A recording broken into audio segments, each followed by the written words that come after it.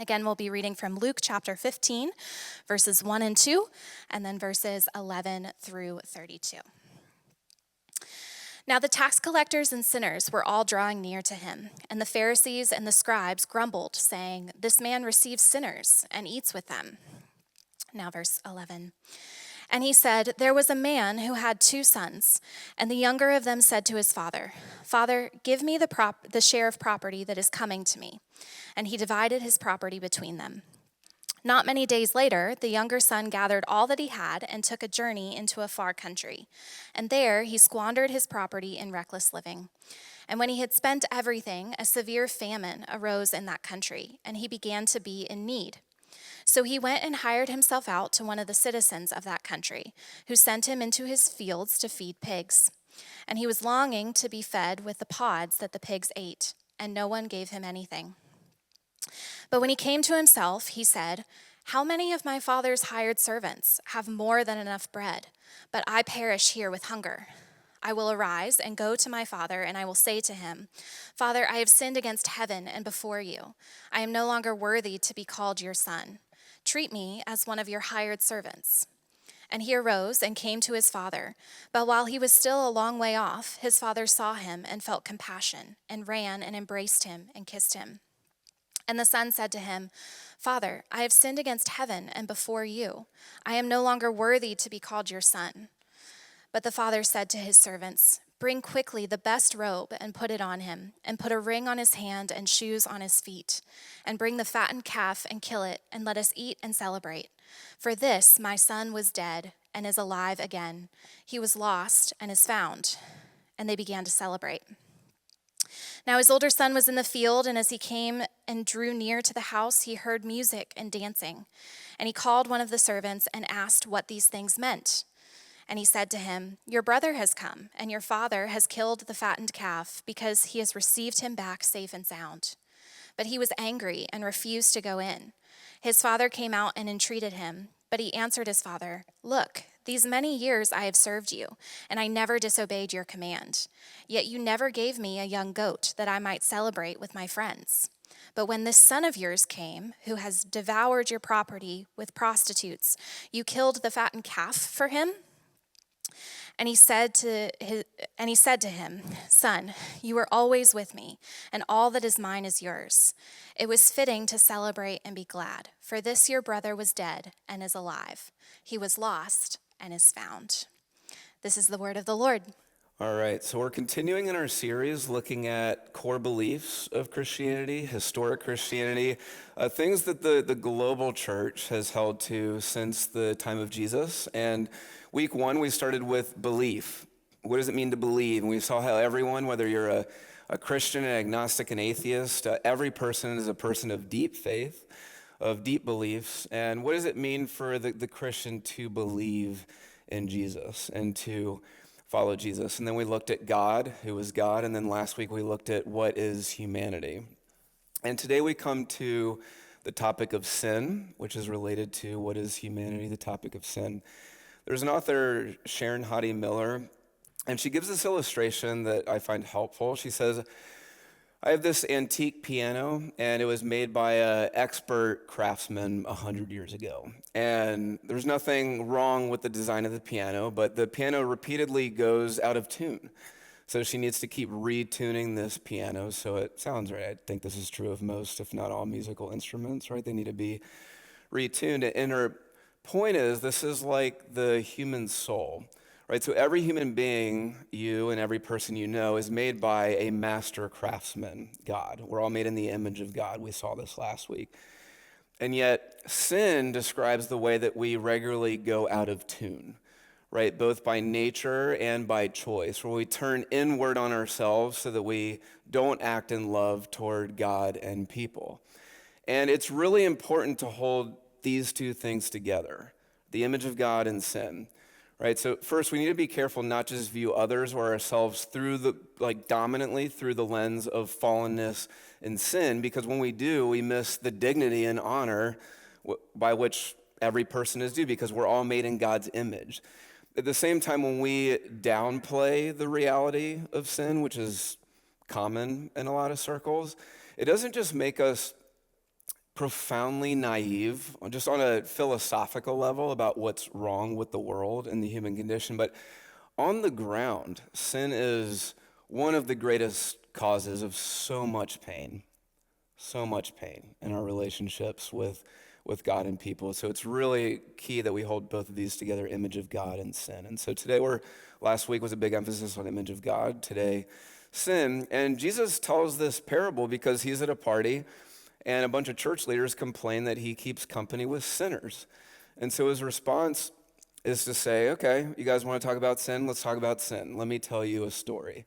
Always be on your, should be, know that you're probably in trouble if you say something to someone, they're like, let me tell you a story. So let's look at this story. He tells it, it's so memorable, impacted with so much, and he does so much with so little here, parable of the prodigal son or son. So let's look at it in 4 acts. We'll break it into 4 acts. Act 1, younger brother sin.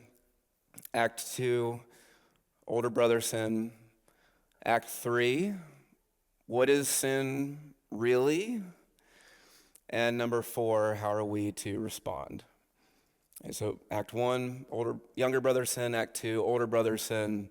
You just follow in the flow of the story. Act 3, what is sin really? And then number 4, how should we respond? All right, so first, number 1, younger brother sin. Jesus starts off this story in verse 11. He says there's a man who had 2 sons.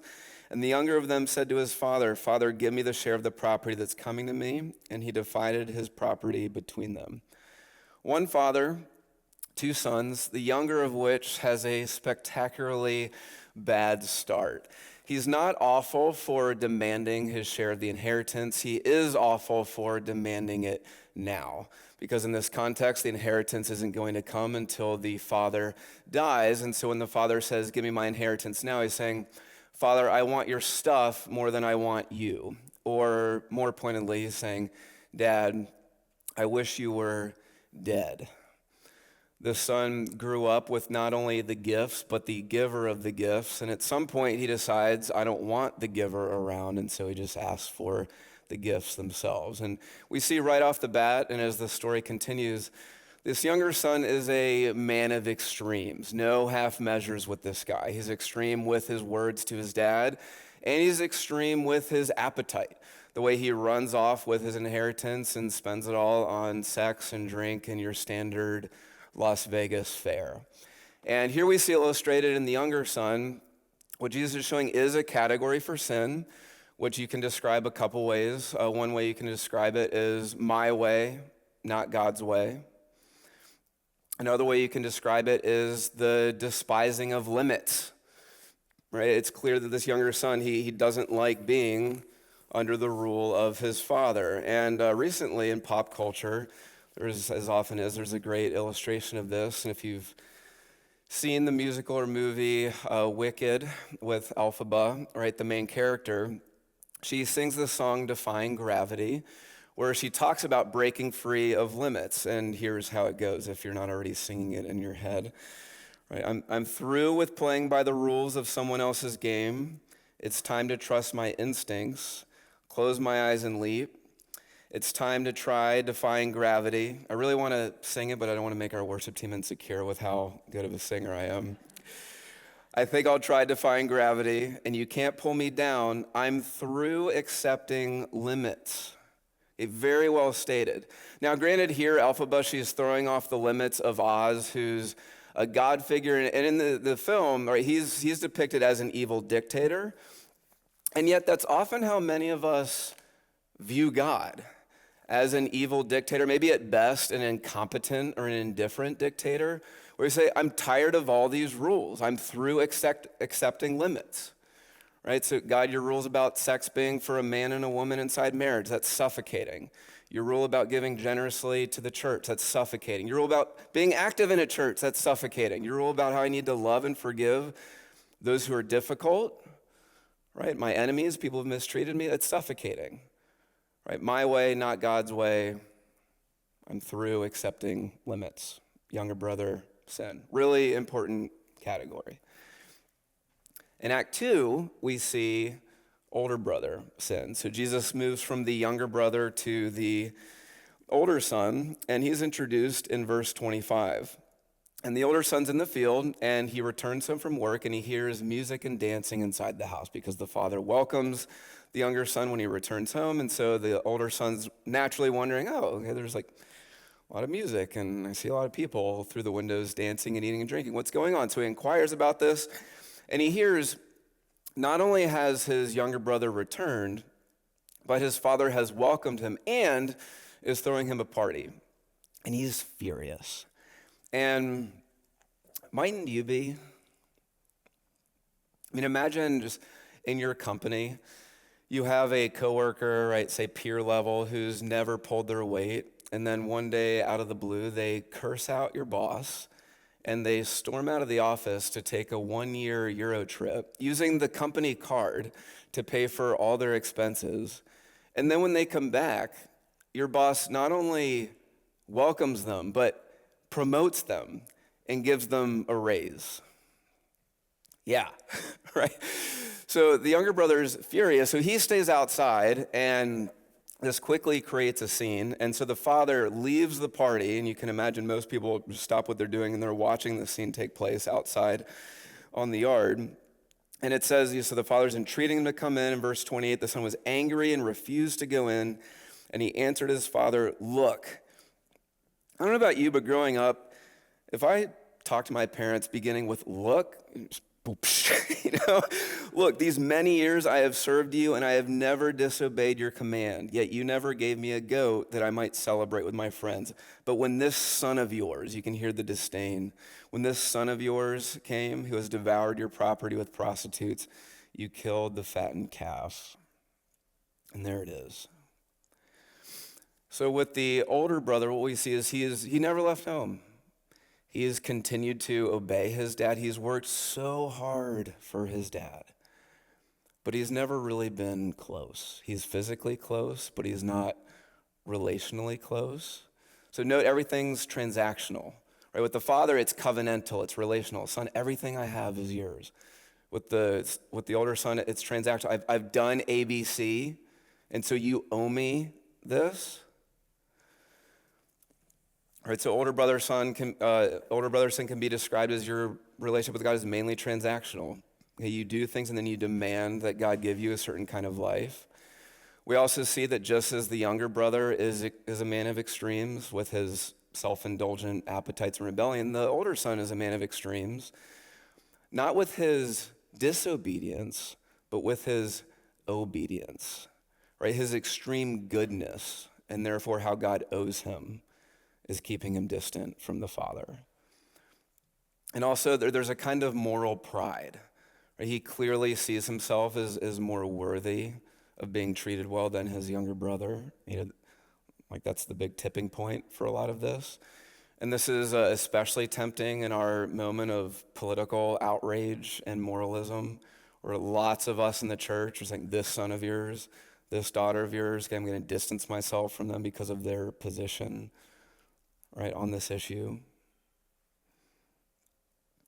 Okay, so we see younger brother sin, older brother sin.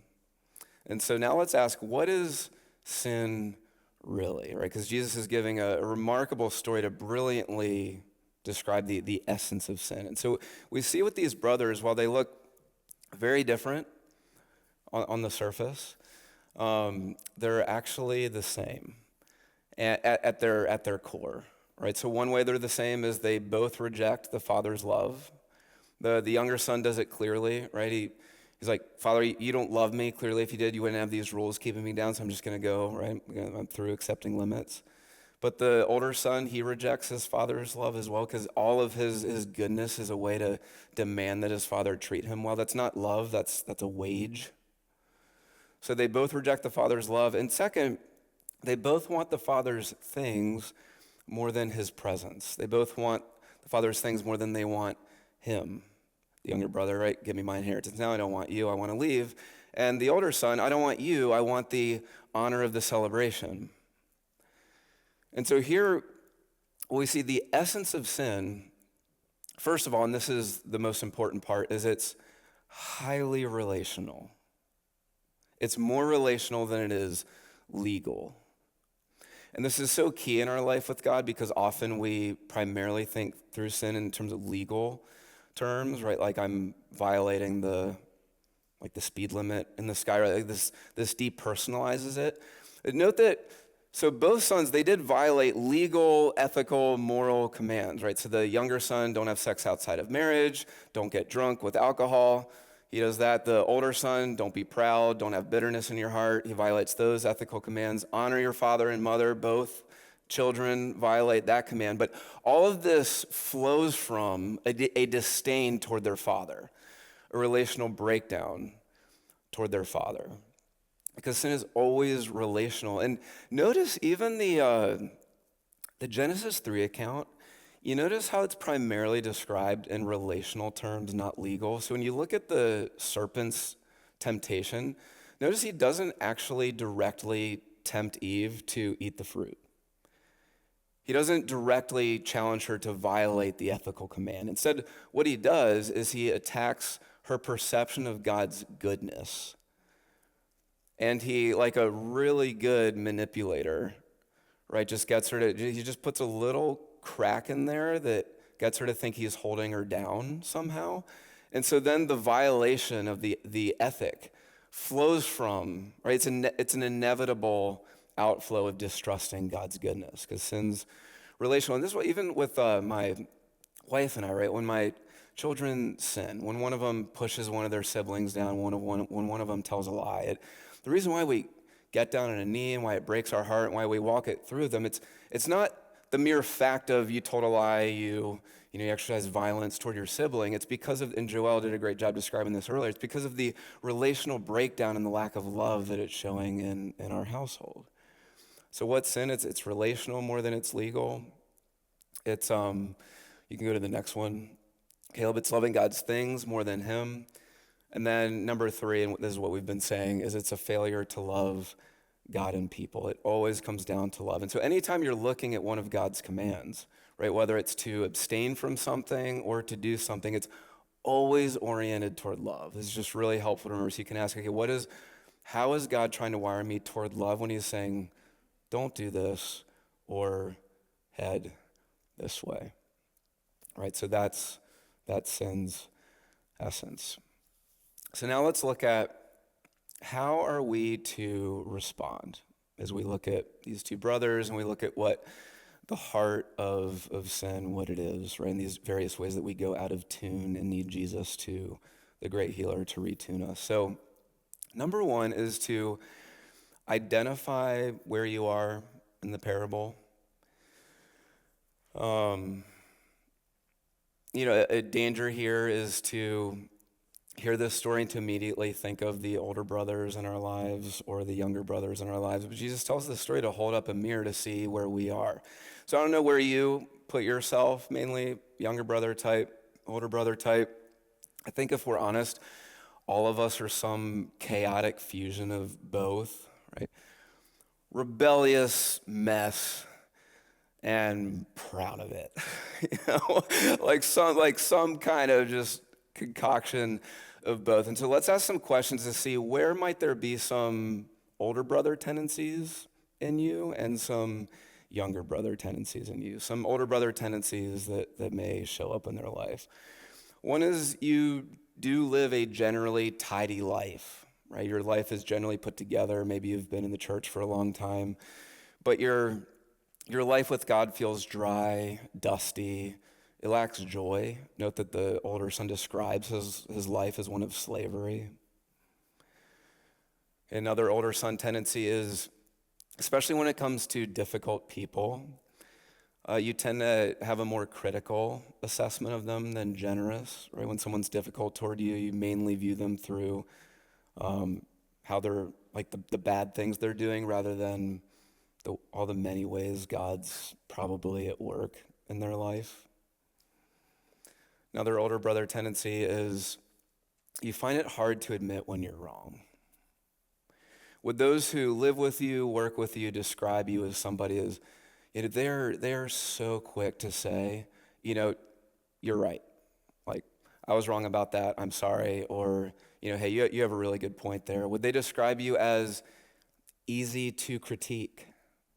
as easy to criticize? Or do you make it not fun for them to bring up something hard with you? Okay, if not, then you're probably an older son type. Final way older son type might be showing up in your life is generally is your dialogue, be that your just inner dialogue or your dialogue with others, dominated by complaining and envy of what other people have? Or is it marked by wonder for all the things God has given you? Father saying, all I have is yours. How about younger son? Younger son tendencies in us.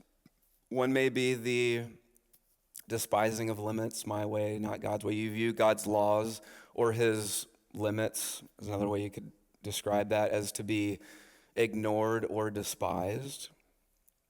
And for me growing up, I mainly identified with the older son, and I am like him in many ways. And then when I became a parent, I realized, oh, there are limits I despise. And one way I noticed this is because especially when I first became a parent is it limits your life in a lot of ways. And so much of my inner life was just pouting. I can't do this anymore. I can't do that anymore. I have to do this and I have to do that. Instead of embracing this new limit and the new life stage I was in, if I had done that earlier, it would have infused so much more joy into the life of my home. Right? So somewhere usually there's some kind of limit we're not leaning into, but despising. Maybe you're the younger son in the sense of maybe your bags are packed. Maybe you're sitting here right now thinking, I can't do this Jesus thing anymore. And you want to leave.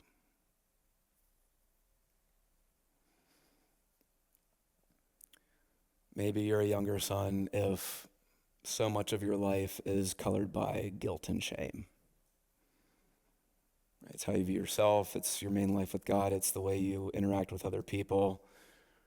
I notice the younger son, once he has this wake-up moment, the first thing he thinks is, okay, I'm going to go tell my dad, I'm no longer worthy.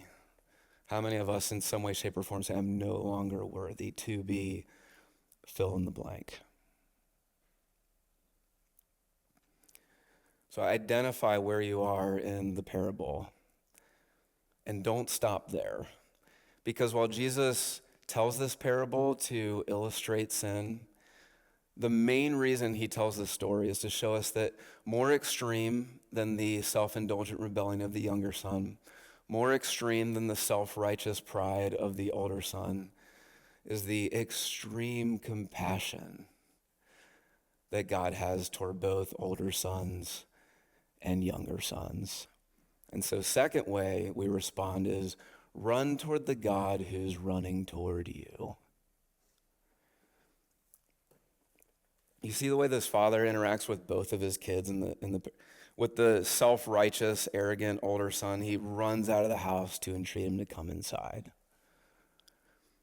And then with the younger son, right? So this younger son, after he humiliated his father, spends all the inheritance, he finds himself in agony, alone, in rags, and shamed, saying, I'm no longer worthy to be called your son. And so he's stumbling home, covered in the smell of pigs, which in this context would be equivalent to like being covered in feces, essentially.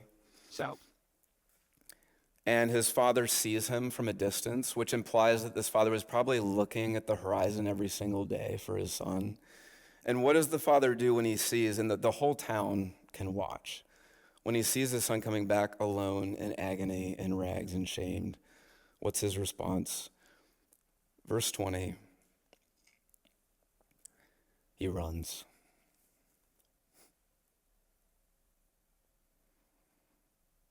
He runs.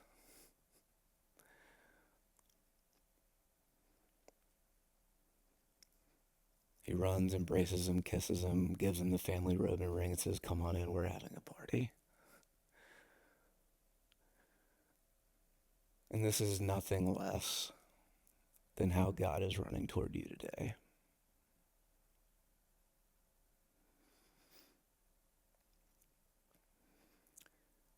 And And how can you know that he is? Is it just because a great teacher told this story 2,000 years ago? How can you be sure this is how God's running toward you? So maybe you're questioning whether he is, maybe because of it's something in you. Okay, that's great for someone in this story, but you don't know what I'm carrying right now, which also is a kind of arrogance.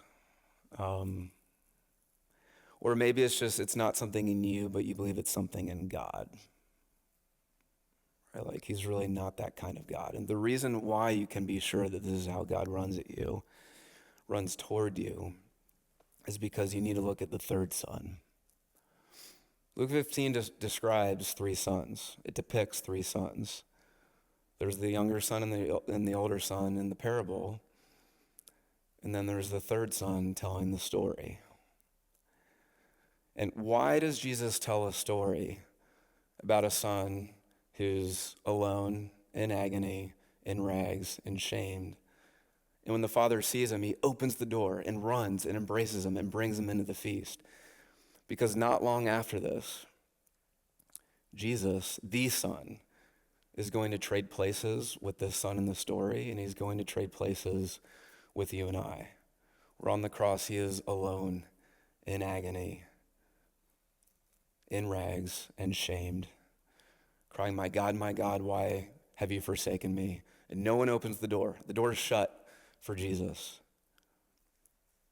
So that you and I, whether you're older son, younger son, or a chaotic fusion of both, know we always have the Father running toward us to embrace us, to bring us into the home.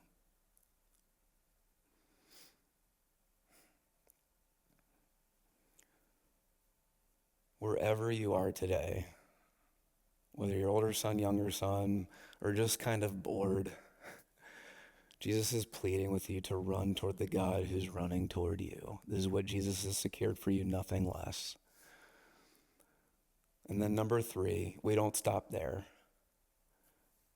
Okay, we identify where are we, so important. We run to the God who's running toward us. And yet that's not the end. Number 3, we become the Father toward others. Because what Jesus is showing us here is, he's modeling it by how he's acting in Luke 15, is he's showing, right, coming into the feast, right, just like 2 weeks ago, we saw that forgiveness is a means to the end of enjoying, right, life with the triune God. And part of that life is now going out as God's children to look like our Father, just like kids grow up to be like their parents. And so here, as we think about becoming the Father toward others, and here I'm drawing from Henry Nouwen, wrote a great book on this, and a pastor friend, James Forsyth, did a great teaching on this, who I'm drawing from. We'll look at what are ways that we can, as we've received the Father's love, go do for others what God has done for us. And if you're, just encourage you, if you're caught up on the gendered language of become the Father, just encourage you not to get hung up on that. This is a metaphor to become like the Father, whether you're a man or a woman. Jesus tells parables of bridesmaids and tells us to be like the wise bridesmaid. Okay, so we can all be like the Father. And let's just look at 2 ways where we can be like the Father toward others as God has towards us and is like us, is towards us right now. One is initiative. Okay, children wait for others to make the first move. Fathers take initiative. So you see in this story, right, younger son, right, he's gone out. Older son, he's outside screaming and raging. And the father doesn't wait on the porch saying, okay, once you realize you've done something wrong, once you come asking for forgiveness, and only if you do it in a way that I deem acceptable, will I forgive you. No, he's the one who goes and takes initiative. And I think about my own dad. Amid all of his demons and imperfections, one of the things I'm still beginning to realize just how much of a blessing this was that I took for granted is anytime a rupture would happen in our home, whether it was a spat he had with my mom, whether it was a way he wasn't acting like his best self toward one of his kids, is he always initiated to come and say, hey, here's where I blew it. I'm wrong. I'm sorry. Will you please forgive me? And not just if he was in the wrong, but if we were in the wrong. Like the time that I wrecked his car racing one of my friends, a story for another day. He doesn't wait for me to come, and he doesn't come just to heap condemnation on me. He comes, Steve, I know you put the beach towel on the dents on the car in the parking lot. That's not gonna hide what happened. Like, it just made it more obvious. Let's talk about it. I love you. Let's work through it, right? He took initiative because that's what spiritual fathers do. And so I think a big blind spot we as Christians often have in the church is just waiting for other people to make the first move. So for you, so you think about just your day, whether it's with your spouse, a housemate, a coworker. It could be a way they've wronged you. It may have just been a thoughtless comment or a way you've wronged them. Where do you need to go take the initiative to heal the rupture, to ask for forgiveness, to explain to them what happened, even though they may have been oblivious to, and try to receive forgiveness? Maybe you know somebody, awkward turtle, maybe it's somebody in this church where online you see them spewing all kinds of political commentary that isn't helpful. Don't avoid them. Have a conversation, right? Children wait for others to make the move. Fathers initiate. Second way we can be like the Father is generosity toward the undeserving. Because this Father, he doesn't just forgive and stop there, but he showers blessing. Younger son, I'm not just going to forgive you and bring you in as a hired worker, but come on in, I'm going to reinstate you as a son, which means the Father is now absorbing the loss and now giving him, now of what's remaining from the estate, he's now giving him another portion, right? So he's just heaping blessing in addition to the abundant joy of the house. With the older son, blessing, come on in and participate in the feast.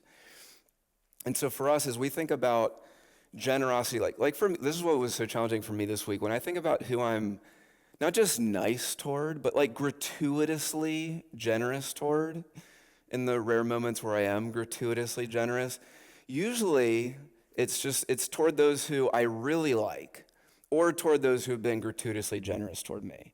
With those who I dislike or those who've been mean to me, it's like, if I go so far as to forgive them, I'm like, yeah, you've done a great job. Children treat others according to what they deserve. Fathers shower the undeserving with generosity. Because we don't live in an economy of deserving. We live in an economy of grace. And so for you, who's somebody in your life who you can bless abundantly, who doesn't deserve it? It could be your housemate who's just been unreasonably messy or grumpy lately. It might be offering to get a meal or a coffee for the office jerk. It might be, you know those people, tell me if I'm this person to you, by the way. It might be those people where, if I make eye contact with you or open up a conversation, I'm going to be stuck here for another 30 minutes. So and maybe that person is carrying a weight of loneliness they don't know how to express, so instead they say everything else. And it can be a balm for their soul just to give them some space and time. Right? Children give others what they deserve. Fathers bless generously. So look at where you are in the parable. Okay, I encourage us to all take some time this week, maybe just read it through and really sit with this. It matters that we identify the sin in our life because it does cause so much pain toward God and toward other people. And then more importantly, run toward the God who's running toward you, and then become the Father toward others as God is toward you. Let's pray.